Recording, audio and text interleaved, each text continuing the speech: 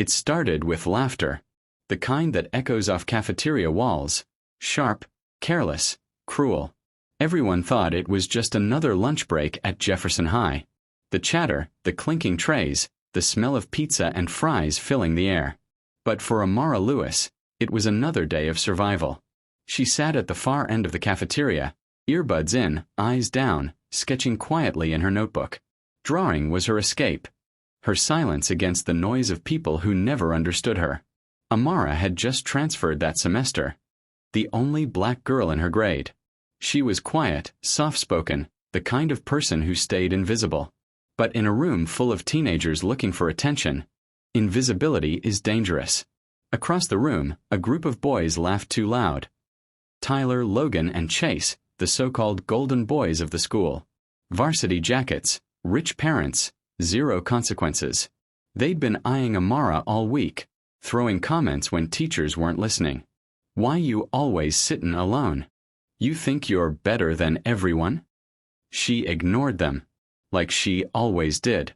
But that day something was different. There was a tension in the air, an energy you could almost feel. Her best friend Maya had gone to the bathroom, leaving Amara alone at the table. She didn't see the three boys walking toward her, not until the laughter stopped and the cafeteria went uncomfortably quiet. And then, in one motion, it happened. Tyler reached out, hooked his finger around her bra strap, and snapped it. The sound was small, but the humiliation was deafening. Her sketchbook fell. Her heart pounded. And every pair of eyes in that cafeteria turned to her. The laughter didn't stop. It got louder, sharper, like a signal that something ugly was about to happen. Amara felt it before she even saw them. That prickling on the back of her neck, that sinking in her chest. She looked up slowly, and there they were, Tyler, Logan, and Chase, walking toward her table with the swagger of boys who believed the world owed them a smile. Tyler had that grin, the kind that never reached his eyes. "Hey, Amara," he said, drawing out her name like a joke. "Why you always sittin' alone, huh? You too good for people." She didn't answer. She just closed her sketchbook quietly, hoping they'd lose interest if she ignored them. But that only made them laugh harder. Logan leaned on the table. "You're always drawing, right? What you sketchin', me?" He tilted his head, flashing his phone like a weapon. She could see the red record light glowing. Amara's stomach twisted. "Turn that off." He laughed. "Come on, it's just a joke." Around them, students started to notice. Heads turned. Some whispered. Others just pretended not to see. The cafeteria that once buzzed with noise suddenly grew quieter, the way rooms do before something bad happens. Chase nudged Tyler. "Do it, man." Tyler smirked, a quick, cruel flash of teeth, and before Amara could react, his hand shot forward. He hooked a finger under the strap of her bra, pulled it back, and snapped it. The sound was soft, but it cut through the silence like thunder. Amara gasped, her whole body jolting. The pain was nothing compared to the humiliation. Her tray shook, her pencil fell, her face flushed so red it burned. For a moment, she couldn't breathe. Laughter erupted. Tables shook. Phones came out. Logan was recording, and Chase was howling. "Yo, she's blushing," someone shouted from across the room. Amara's eyes filled with tears she refused to let fall. "Delete it," she said quietly. Tyler leaned closer, smirking. "Or what?" Her voice broke. "Delete it." But they just laughed again, and that laughter echoed across the cafeteria, bouncing off every wall. And yet, through all the noise, someone else was watching. Maya, standing frozen near the door, eyes wide, hands clenched. And in that moment she knew, this wasn't ending here. The air in the cafeteria felt heavy, like everyone was holding their breath, waiting to see what would happen next. Amara stood frozen, her hands trembling, her mind spinning in disbelief. Every second stretched into eternity. The laughter, the whispers, the red light on Logan's phone still blinking. And then Maya moved. She pushed through the crowd, eyes blazing, voice shaking with fury. "Are you serious right now? You think that's funny?" Her shout sliced through the noise. For a moment, even the boys went quiet. But Tyler, always the showman, just shrugged. Relax, it's a joke. We were just messing around. Maya's voice cracked. That's not a joke, that's harassment. Logan chuckled.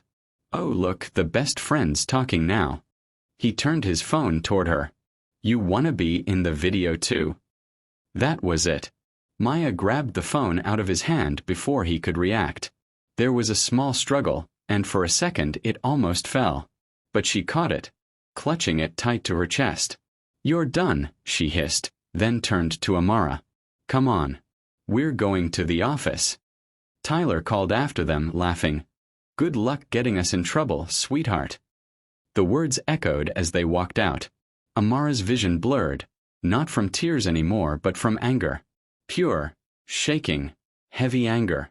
Outside, Maya was already scrolling through the video on Logan's phone. He recorded everything, she said. Everything, Amara. Her voice trembled with disbelief. We're showing this to the principal. Amara's hands were cold. They'll say it's just a prank, she whispered. They always do. But Maya's jaw tightened. Not this time. Minutes later, they stood in the principal's office. Pale, trembling, replaying the clip in silence. The principal's expression hardened with each second. He didn't say much, just nodded and made a call. By the time they walked back toward the cafeteria, the sirens were already echoing in the distance. Inside, the laughter had stopped. Everyone was staring at the doors as two police officers walked in. Calm, serious, their uniforms cutting through the crowd like a blade. Tyler's smirk faded. Logan's phone slipped from his hand. No one moved. And then the officer spoke, voice low, commanding. Tyler Davis. Logan Reed. Chase Morgan. Stand up. The room fell completely silent. You could have heard a pin drop. The entire cafeteria, hundreds of students, frozen in disbelief as the two officers stepped forward, the sound of their boots echoing on the linoleum floor. Tyler's face drained of color. Logan tried to laugh it off, whispering something under his breath, but his voice cracked halfway through. Chase looked like he wanted to disappear. Stand up, the officer repeated. Now. They hesitated. The principal's voice cut through, sharp and cold. Do as they say.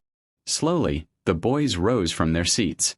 The cafeteria doors shut behind the officers with a heavy thud, and suddenly, every kid who'd been laughing earlier couldn't even look up. Phones that had once been recording were now flipped over, screens dark. The lead officer turned toward the boys. We've been informed about an incident that occurred here involving a female student. We have video evidence. Tyler's jaw clenched. We didn't do anything. It was a prank. The officer interrupted, voice steady. That's what every report says, isn't it? Just a prank. He pulled out Logan's confiscated phone, holding it up. This is evidence of sexual harassment. The color in Tyler's cheeks faded completely. From across the room, Amara stood near the wall, next to her mother, who had just arrived. Her mother's face was stone, eyes red but unflinching. One of the officers motioned gently to her. Miss Lewis, we have everything we need. You're safe now. Safe. A word that hadn't felt real for weeks. Logan started to cry, mumbling something about not meaning it. Chase followed, his voice trembling. We didn't think. That's the problem, the officer said. You didn't think. He turned back toward the principal. They'll be escorted to the station. Their parents have been notified. The murmurs started again. Quiet, nervous, filled with disbelief. The Golden Boys, the ones everyone adored, were now being led out in handcuffs. Amara's hand shook, not from fear this time, but from the adrenaline of finally being heard. As the officers walked them out, the doors closed behind them with a heavy, echoing slam. And for the first time since she'd entered that cafeteria, Amara breathed. Not shallow, not shaking. A full, steady breath. The breath of someone who'd finally taken her power back. By Monday morning, Jefferson High felt like a different place. The hallways that used to buzz with noise now carried whispers. Low, guilty, nervous whispers that stopped the second Amara walked by. Everyone had seen the video. Not the full thing, The police had it now, but enough snippets had leaked to make the truth impossible to hide. And for once, nobody was laughing. Tyler, Logan, and Chase were gone, suspended indefinitely. Rumor said their parents were scrambling to do damage control, hiring lawyers, calling the school board. But the story had already spread beyond campus. Parents were demanding answers, local news had picked up the report, and the district had launched an investigation. For Amara, those first few days were heavy. People looked at her differently now, some out of pity, some with respect, and some with that uneasy guilt that said we saw it and didn't stop it. She could feel it in every stare, every hallway she walked through. Maya never left her side. The two of them sat together in art class, quietly sketching. When Amara's hands trembled, Maya would just squeeze her arm and whisper, "You did the right thing." Still, at night, the memory replayed in her head. The laughter, the snap, the humiliation. Healing wasn't instant. It came slow, like light creeping into a dark room. A week later, the principal called her and her mom into his office. "The school board wants to commend your bravery," he said gently. "Because of you, we're enforcing new harassment policies. Students need to know this behavior won't be tolerated again." Amara nodded quietly, not sure what to say. She didn't feel like a hero, she just felt human again. That afternoon, when she finally walked back into the cafeteria, the same one that had once broken her, the room went silent. For a split second, she froze, her heart pounding. Then she saw an empty table near the window and walked straight to it, holding her sketchbook in one hand.